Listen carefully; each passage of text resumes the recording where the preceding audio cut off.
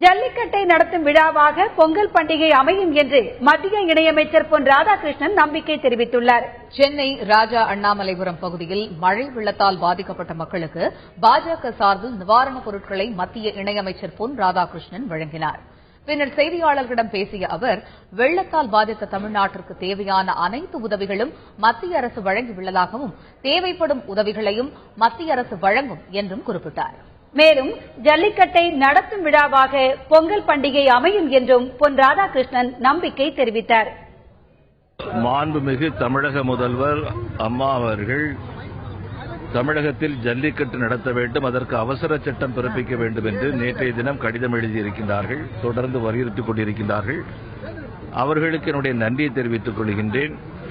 திராவிட முன்னேற்றக் கழகத்தினுடைய தலைவர் கலைஞர் அவர்களும் இதை வலியுறுத்தியிருக்கின்றார்கள். மற்றும் பல்வேறு கட்சிகளைச் சேர்ந்தவர்கள் இதை வலியுறுத்தியிருக்கின்றார்கள்.